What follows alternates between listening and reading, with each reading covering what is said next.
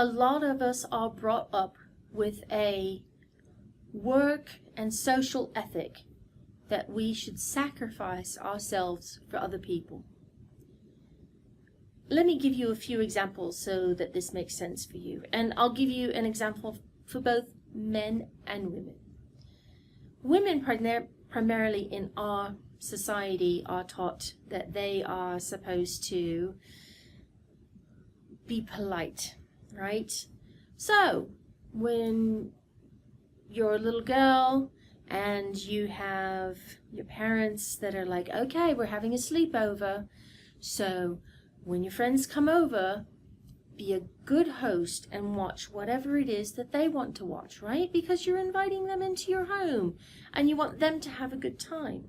So make sure you watch whatever they want, right? Conversely, though, mom or dad may say, now you're going to someone else's sleepover. Make sure that you are respectful to your hosts and watch whatever they want to watch, right? They're being kind enough to open their home to you, so whatever they invite you to watch, you should see it, okay? That kind of sends a message that whether or not you're at home or whether or not you're visiting somebody else, you should defer to others, and whatever your own personal wants are immaterial, because your gift to them is your being polite. Now, when you're a young kid, sometimes that can drop down into your subconscious as your needs are not important. And that is simply not true, right? If we don't take care of ourselves, then we can't help other people.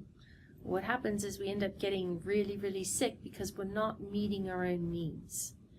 Now, for the men, it may be that, hey, you're the man. You have to be the one that is the provider. How much money are you making? You're going to be a father? You better make sure that your bank account matches what being a real dad is all about. Okay?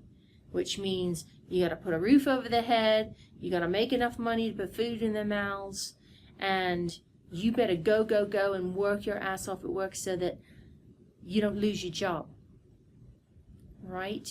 And so what ends up happening is that sense of being a provider is the self-sacrifice. And so you sacrifice your relationship to your wife, you sacrifice your relationship to your kids because you don't see them because you're working all the time so that you can put that roof over their heads.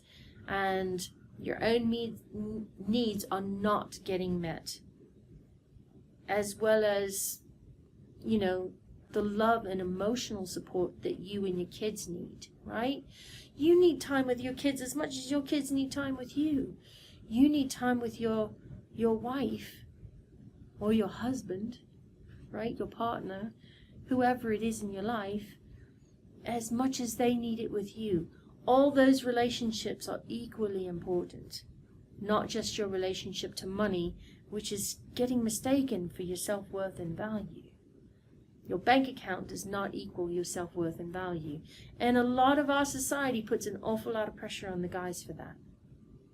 That's not to say that single moms don't have that pressure either, but they get the message of you sacrifice for your family on another different point, right? It's just to show differences, right? So this self-sacrifice is very insidious.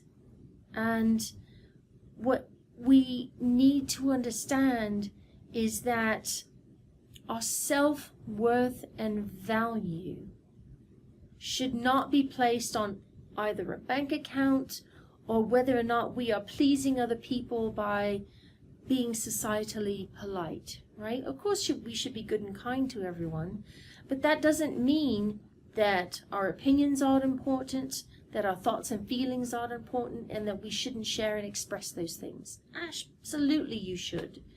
Because we would never want to tell our kids, hey, listen, I know you're just a 5-year-old, but this is the way that fathers are. They don't emotionally connect to the kids or to the wife, really.